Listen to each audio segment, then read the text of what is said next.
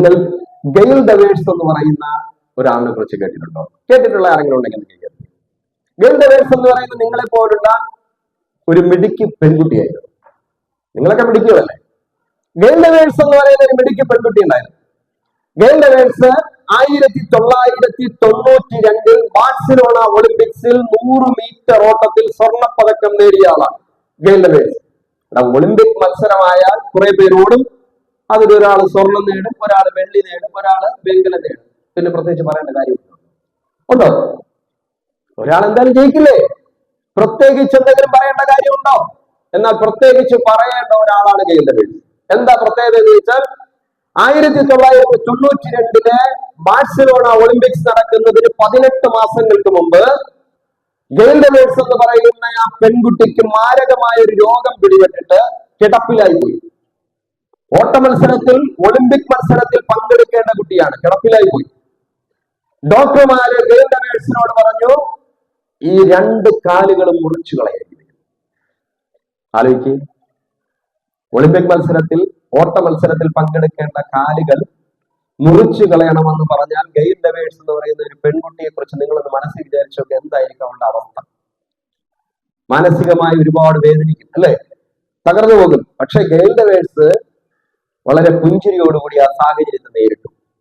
ഡോക്ടർമാര് തന്റെ കാൽ മുറിച്ചു കളയണമെന്ന് പറഞ്ഞ വാക്കുകളെ നിരാകരിച്ചുകൊണ്ട് അവൾ പറഞ്ഞു, ഞാൻ ഡോക്ടർമാര് മുറിച്ചു കളയണമെന്ന് പറഞ്ഞ് ഈ കാലുകൾ കൊണ്ട് തന്നെ ഒളിമ്പിക് മത്സരത്തിൽ പങ്കെടുക്കും. അങ്ങനെ നിശ്ചയദാർഢ്യത്തോടുകൂടി അവൾ മനസ്സിൽ ഉറപ്പിച്ചുകൊണ്ട് ആ കിടക്കയിലായിരുന്നു. ദിവസങ്ങൾ നീങ്ങവേ ഗെയിൽ ഡെവേഴ്സ്, ഞാൻ ഒരു പുസ്തകത്തിൽ വായിച്ച് ത്രില്ലടിച്ചു പോയ ഒരു കാര്യം ഇതാണ്. ഗെയിൽ ഡെവേഴ്സ് പതിയെ എഴുന്നേറ്റു. അവൾ പതിയെ നിന്നു. പിന്നെ അവൾ പതിയെ പതിയെ നടന്നു. പിന്നെ അവൾ ഓടാൻ തുടങ്ങി. പിന്നെ അവൾ വിദഗ്ധമായ പരിശീലനത്തോടുകൂടി ഓടാൻ തുടങ്ങി.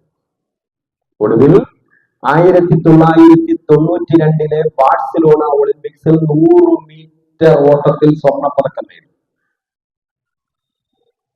ഡോക്ടർമാർ കാല് കുറിച്ച് കളയണമെന്ന് പറഞ്ഞതാണ്. അതാണ് മനസ്സിന്റെ ആത്മവിശ്വാസം എന്ന് പറയും. തീർന്നു കേട്ടോ. പിന്നെയും 4 വർഷം കഴിഞ്ഞിട്ട് അറ്റ്ലാന്റ ഒളിമ്പിക് മത്സരം നടക്കുമ്പോൾ ലോകത്തിന് മുന്നിൽ ഒരിക്കൽ കൂടി അവൾ വിളിച്ചു പറഞ്ഞു, ഞാനാണ് ഏറ്റവും വേഗത കൂടിയ ഓട്ടക്കാരി. വീണ്ടും നേടി സ്വർണ്ണം. നമ്മളൊക്കെ ആയിരുന്നാലോ ഭയങ്കര വിളിച്ച് അല്ലെ?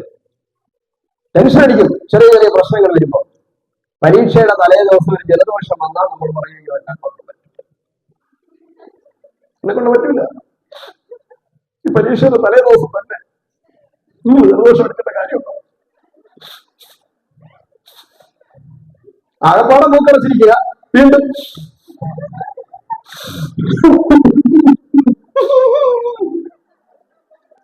നമ്മള് ഇല്ലാത്ത വലിവൊക്കെ ഉണ്ടാക്കും അല്ലേ മക്കളെ? ആകെ സംഭവിച്ചതെന്ന് ജസ്റ്റ് 2 നേരം ആവി പിടിച്ചാൽ മതി. ഒന്ന് ചൂടുവെള്ളത്തിൽ, ചെറിയ ചൂടുവെള്ളത്തിൽ, മോളെ വരുന്നത് പറ മഹിമ. എനിക്ക് ഭയങ്കര സപ്പോർട്ടീവാണ് നീ, അതുകൊണ്ടാണ് പിന്നെ ഇങ്ങനെ നോക്കുമ്പോൾ വീണ്ടും പറയാൻ തോന്നുന്നു. ഞാൻ വിട്ടുപോയ സാധനം അവിടെ പൂരിപ്പിച്ചു, ഉപ്പിടണമെന്ന്. മഹിമ പറയായിരുന്നെങ്കിൽ ഞാൻ ഉപ്പിടുമായിരുന്നോ? ഞാൻ വെള്ളം ചൂടാക്കി വെച്ചിട്ട് ഉപ്പിടാതെ ഗാർഗിൾ ചെയ്യാനും.